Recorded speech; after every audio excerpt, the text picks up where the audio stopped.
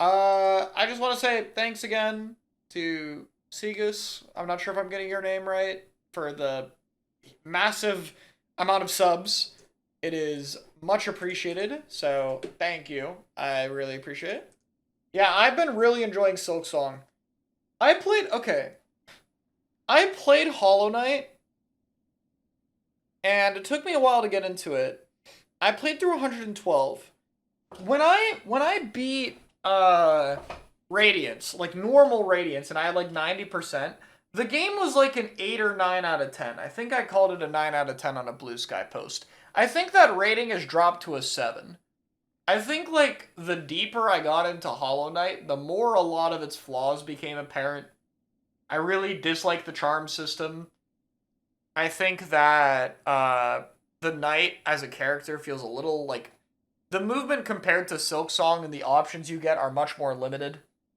And the big one for me with Hollow Knight was the bosses. There are a lot of shitty boss designs in Hollow Knight, in my opinion. Just to be honest. Um, there are a lot that I didn't like. And playing through the Pantheons and having to repeat so many of them and remember how bad so many of them are was not fun. I feel like that experience, especially P5, uh, really brought out a lot of the game's worst habits, you know? I felt it looked weakest then. It really shined. And then same for the charm system. Like you need like quick slash, shaman strength, long nail, like uh a lot of the charms that were necessary were kind of boring, if that makes sense. Like I felt like the charms that were good in that game were also just very uninteresting, you know. I felt like a lot of the unique charms Hollow Knight has, like my favorite charm is Sharp Shadow. And Sharp Shadow isn't bad, but it's not good either. There's a lot of charms like Sharp Shadow, that are cool, but just not quite worth it at the very end, you know? Um, there's other things I could go into, but I feel like it's gonna gradually get more and more subjective as I go on down that list. But basically, I played Hollow Knight, and I have like, just to be clear, I have like I think 60 hours on Hollow Knight. Let me check. Like just to be clear, I played the game a lot. Yeah, 65 hours on Hollow Knight. So like, I clearly played a lot of Hollow Knight. I have almost as many Hollow Knight hours as I played Deltarune over the summer. So that should say a lot, right? Because 30 of those hours come from a certain boss fight, right? So I played a lot of Hollow Knight. I had a lot of fun with the game, and I literally did everything besides P5 and Path of Pain because I low key forgot about Path of Pain. That's my bad. Um, but I played it and I got to that point and I'm like, okay, you know, I think the game's pretty good. It was my first Metroidvania. It took a while to get into because I'm new and bad at Metroidvanias. Um, but I played it and I was like, okay, I think this game is a good game, but I don't know if I would replay it. Like, I don't know if I would go back and play through it again. You know, I don't really have a drive to do that. Silksong is like it is it's kind of insane how much better Silksong is. It's not perfect. It has problems. I think that the pace at which you get abilities, like actual abilities, is a little off. That's one of my earliest critiques. I think it took a little too long to get dash and wall jump, even though they were not that far. I think it took long as someone who'd like played Hollow Knight already and knew those were coming. And then I think between those and the next abilities, there's a bit of a gap. The game still does have a problem of like putting attacks that are the same color as the background on screen. It is still as irritating when it does that as it is with HK. But like that's about it. I haven't found any egregious runbacks to complain about. I think if anything, the bench placement in this game is actually a lot smarter. I've had a lot of times where a bench would be reused a lot of times as you like unlock more stuff in an area. I thought it was very impressive. The combat is good, and I also like one thing that I liked about this is it got rid of invincible moves. Now, I think like Sharp Shadow and Descending Dark are fun, but there was a lot of boss design that I found. Yeah, I think Bilewater has the worst run back. I think I've heard of it. There's like a hidden bench and a normal bench, and if you don't find the hidden bench, the run back is awful. Something like that, right? Um, but anyway, I'm sure there's something I haven't gone to. I was gonna say there's like certain attacks in boss fights that they had to design around Sharp Shadow. So like Absolute Radiance has this fucking light beam attack that goes across your screen, right? The whole point of that attack is to get you to use one of those two moves. And that's kind of the thing they had to start doing at some point. You had to start designing around forcing those moves, you know? I looked into spoilers for Silksong a while ago because I wasn't sure I was going to play through Silksong. I was still new to HK, and I also figured I might stream it, and I knew that it would be bad with HK, and it was the few times I streamed it, so I just bit the bullet early. I'm like, fuck it, I'll just learn about the game, right? And then I could just focus on the gameplay, and I was fine with that, honestly. I'm sure it's a better experience the other way around, but like, I just didn't want to have to deal with avoiding spoilers. It's like so annoying to try to do that. People on the internet just do not care. Like social media platforms, Twitch streams, anything. I did not want that to ruin my experience. Yeah. I'm sure it's still like annoying either way. Like Bilewater, honestly, Bilewater might be something I don't even like 100% complete until later. I just want to at least get like the stag or something in there. Like I know it's really annoying, so what I might do is go back to it when I'm more stacked, but like I'll see, you know. In fact, let me write that down.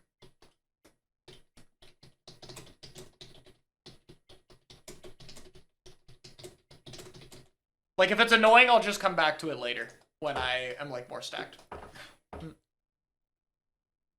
Love the game so much. Yeah, I mean, they're still really good, especially Silksong. I still think Hollow Knight is, like, an overall good game. Just one where, like, the flaws it has would keep me from replaying it. I don't like the charms in that game. They're not satisfying in terms of unlocks. And a lot of the bosses are just kind of bland to me. But I do think Silksong's bosses are amazing. The movement options you have, the tool system dwarfs the charm system in like every way. It is like, key item, okay. It is like unbelievable how much better Silksong is. Also the healing. The healing in Hollow Knight is awful, and I didn't realize it until I played Silksong. It takes way too long, and it's way too much of the fight. Healing in Silksong is like, it's not that common, and it's really important. It's like a very snappy, important, high-risk reward. Like, healing in Hollow Knight does not feel good, right? You either get to heal or you don't. In Silksong, it feels like it's this giant guessing game, and every time you do, you get a relief. And then because of that, the healing's stronger, right? It's less frequent, so you heal way more. Like healing one max feels shit. You can do it in the air. You can pair it with all your movement. It's like fluid. The healing is fluid, while at the same time, it's not in the way of the fights as much. It like solves both problems at the same time, and it meshes really well with the mass damage, in my opinion. I think it does a very good job meshing with mass damage. So I think all of that combined is just very, very strong in favor of like Silksong's improvements. And I think those kind of things come together along with just generally like tighter gameplay improvements. I think the areas look better. I think the music's better, yada yada. Like a bunch of other small things. Silksong for me is like a 9.5 right now. Like, it's as high as I rated Deltarune Chapter 4. Deltarune Chapter 4 is a 9.5 for me. It's the only chapter I'd rank that highly. I think this game as a whole right now is like a 9.5. Obviously, there's stuff I've seen that I haven't played through, so we have to get there. I mean, it's like double damage was necessary. Double damage was so fucking necessary.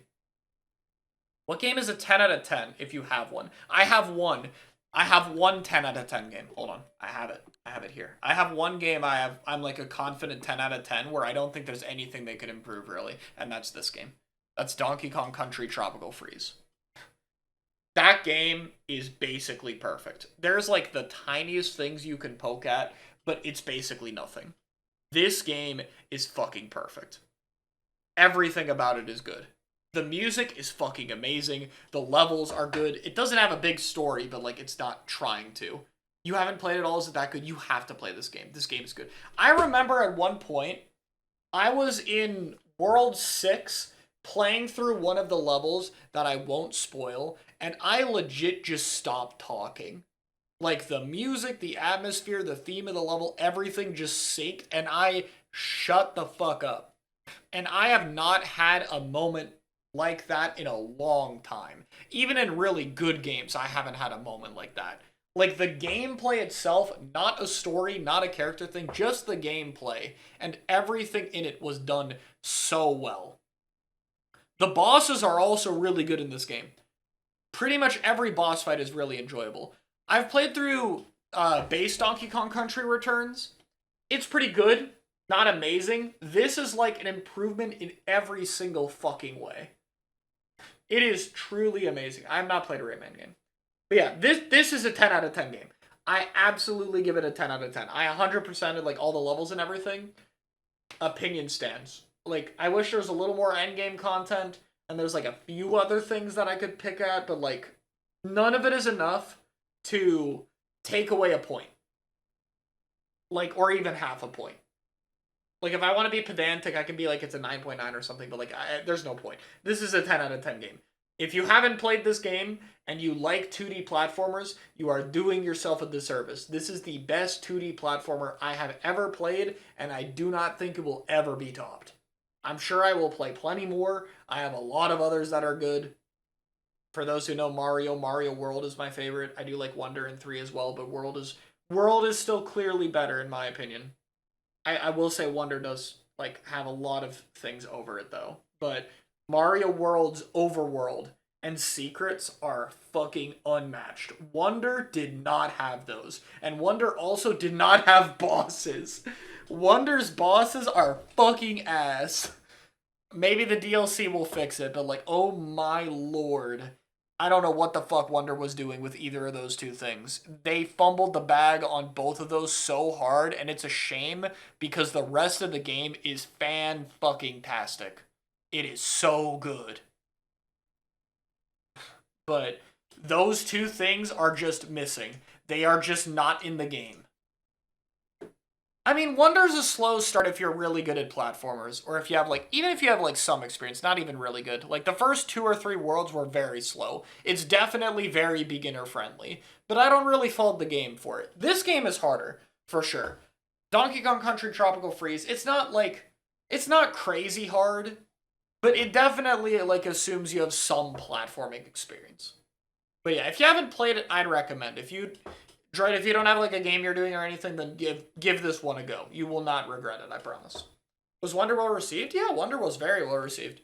I don't think people talked about it too much because I felt like past a certain point there wasn't much to say. Does it get harder and more enjoyable? It doesn't get that much harder, but it does get more enjoyable. And it does have that like gauntlet at the very end that like most Mario games do. I think Wonder is worth it eventually, but like if you're there for the challenge and like that's a big factor to your enjoyment, then yeah, I don't think I think it'll take too long for you to get out of it. So like if that's a big factor for you, then yeah, but jump to Tropical Freeze. Tropical Freeze is like I think it's also $50 by the way. I think this game isn't even $60. I think this is a $50 game, which is just even more amazing. Like truly impressive. I stopped my recording and then ended my YouTube stream, and we ended up talking a long time about this. I might have to clip this separately. I think I might actually have to clip this separately. This was a bit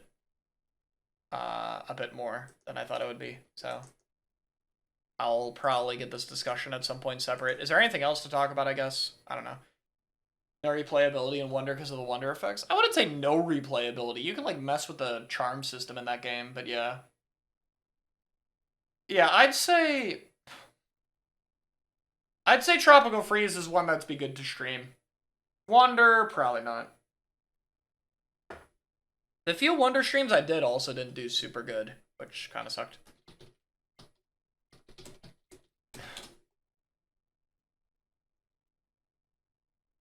I cleared my recordings. Let me see. Milky Way VOD review, random coaching, Last Judge, Bindings, and Bonanza. I can delete all those recordings. Awesome.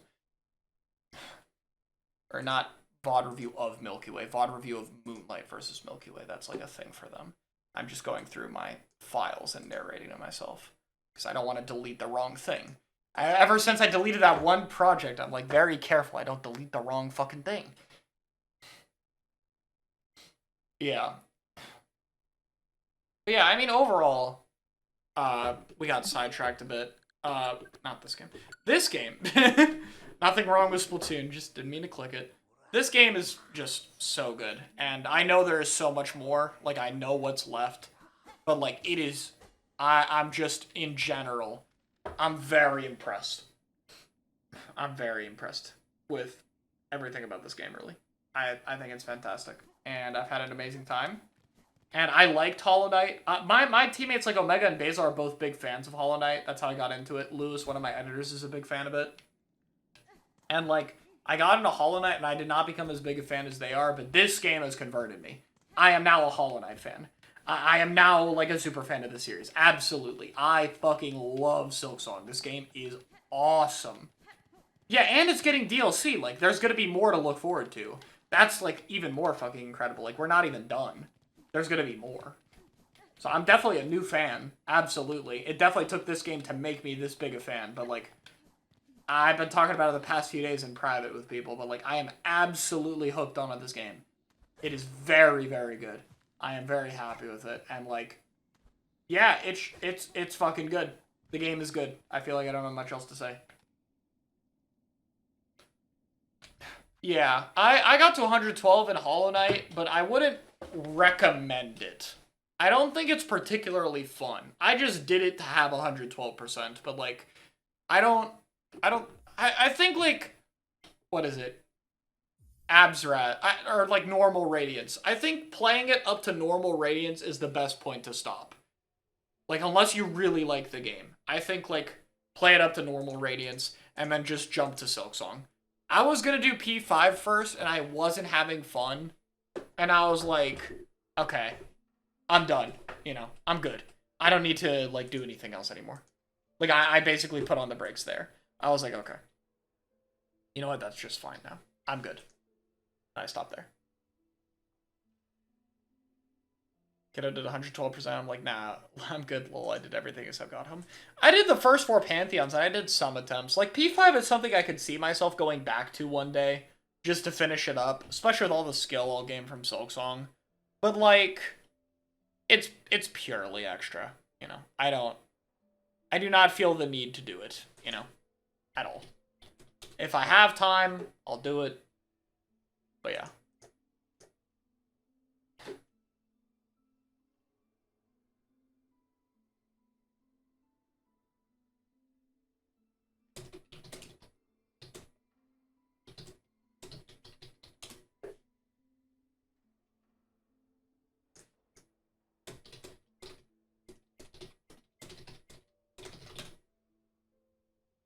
But yeah.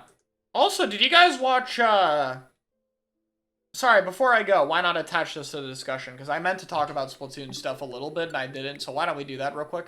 Did you guys watch the NA League today? I found it very interesting. I found it very, very interesting. So, I guess why not? We'll throw this in the random ramble, why not? Or I'll clip this separately, maybe. Yeah, my keyboard is loud. It is old and loud, and I have a different one I should probably replace it with. Oh, nice Mettaton Neo. Let me turn down the fucking... Splatoon is so loud. I need to turn it down from... So, when we played week 1, like Moonlight, I felt that every team played really well. Like, Milky Way played well. CS obviously had a standout performance because they beat Milky Way. Obviously, they got reversed later, but, like... they actually got them to a bracket reset this time. I felt they played very well with Zenith, and I felt Rapid comps fit them very, very well. Because they typically have a little more paint than usual, a little more like, you know, because they run 52 and that kind of deal. I think Rapid balances that comp out very well. And I think today, I think they looked worse without it. Like, they kind of went back to their normal stuff, but to me, it felt much more, I want to say disconnected. Like, they still did fine. Obviously, they almost made it back to Grands. Like, they were, I think it was like, what, 2-3? I think they mostly just choked Turf War because Brand clutched, like, really hard at the end. But I still felt like, overall, they, to me, did not look as strong as I felt they looked on week 1. Milky Way was pretty much the same. They counterpicked. They had, like, a 52 counterpick for FTW, which I don't know. I don't know how I feel about it. I don't know if I like it or not. I mean, it kind of worked, but I don't know. And then FT Win now just started using the best comp in the game.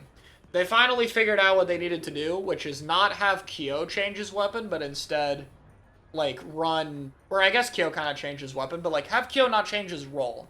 Like, Kyo wasn't on support. He was on full-time Slayer. They had mint S-Blast Dooley. Like, one, it's a better comp, just by a lot. And two, like, it kept Kyo on the role that he should be playing.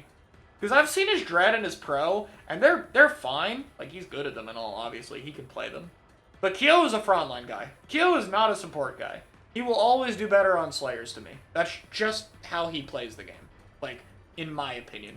So I felt it was a huge boost to, like, actually have him on consistent aggro. With, like, Mint and Bucket together. That was very good. Yeah, Ballpoint Nouveau for Rainmaker was pretty good. I mean, in general, like, Rain, it was, like... Everyone but Milky Way runs it. I think Jared doesn't believe in the vacuum stuff as much. I'm not entirely sure. To be fair, Milky Way does do very well on Rainmaker, so, like, maybe they're right. I don't know. But everyone else is basically jumping on the vacuum train. So it's just a question of, like, what vacuum gun are you picking?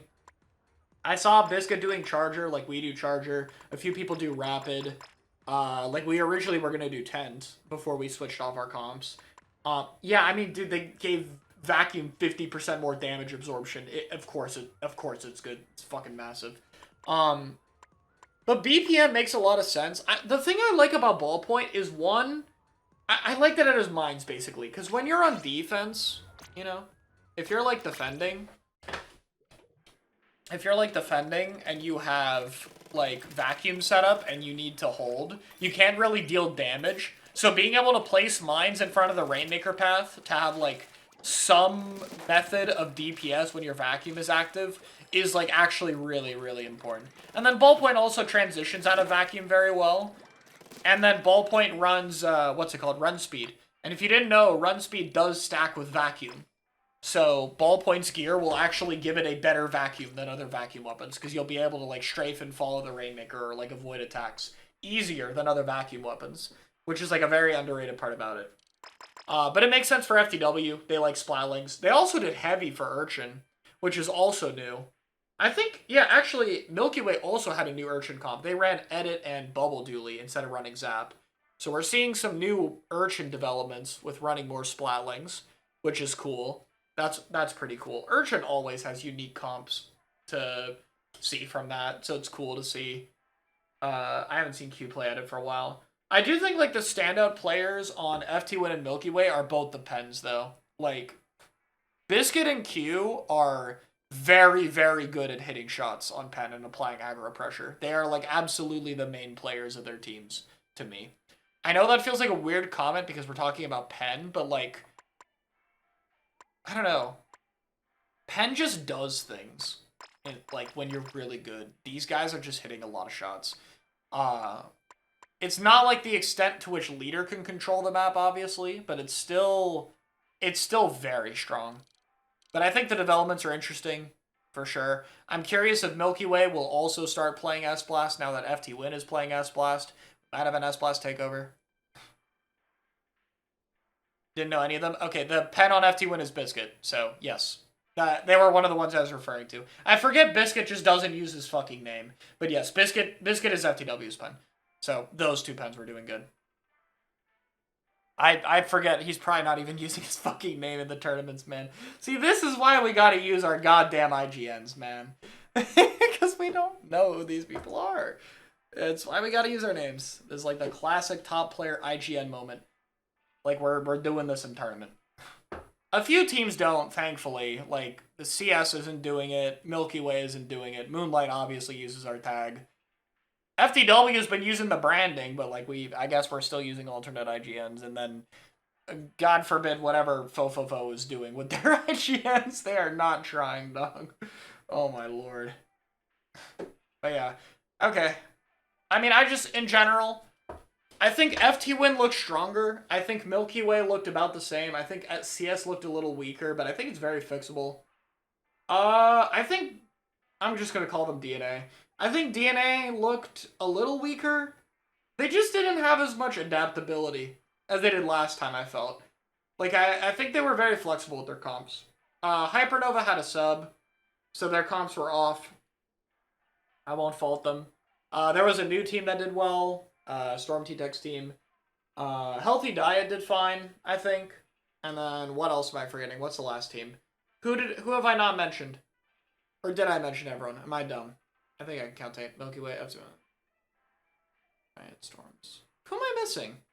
Who else was there that I'm forgetting about? Oh, Duck Motif. Duck Motif. Duck Motif I did not see at all. I just saw they lost both their sets of 3. I don't know what happened. But unfort, RIP Duck Motif. Alright, I think that's it. That's everything I gotta say. The tournament's interesting. I had fun watching it. And Moonlight will be back next week, yes. We couldn't play this week. We had a few too many things going on. Oh, FT1. Oh, 5 got a set up FT1 and ladder. Interesting. I did not see the ladder set now. Yeah, FT1 looked really good in winners. Obviously, they were still close with Milky Way in particular. Actually, I forget. Maybe their set with CS was close too. But like, I remember FTW in particular, or Milky Way in particular, was very even. It's like the classic SB FTW rivalry part, like 20. So that's always entertaining to watch, I feel. And FT1's made a big adaptation, so like now it's on Milky Way, you know. Okay. FT1 has now like shown their hand, you know. They got the ballpoint in Rainmaker, they got the S Blast for Sam now. Like they've got their whole thing figured out. They're running the best comp in the game. You know, or at least what I've called the best comp in the game for some time now, which is like Dooley Min S Blast Pen. You know. So like what's the solution for Milky Way now? Like now we know what FT1 is doing. They've shown their cards basically. So what are we gonna do against it? And then CS has effectively the same question, right? Like what are we gonna do? But I think CS is like less of an identity change. I could see Milky Way actually changing up their comps, because Ice could play S Blast. In fact, I'd be very surprised if they didn't try it. Like S Blast Bucket Dooley is probably what I'd expect. We'll see. I got a ping.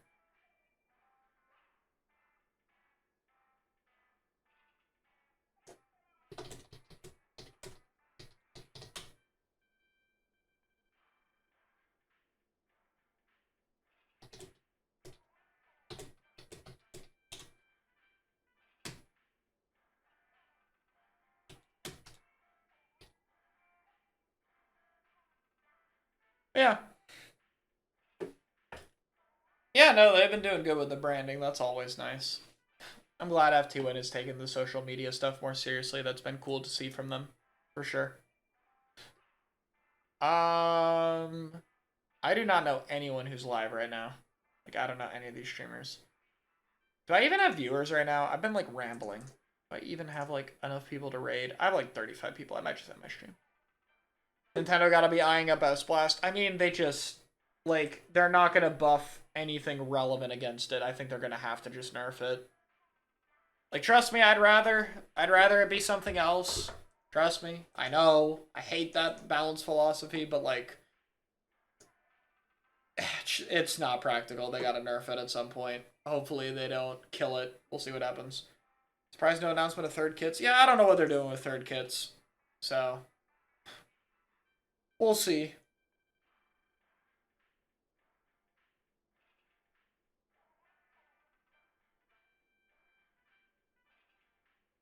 Yeah.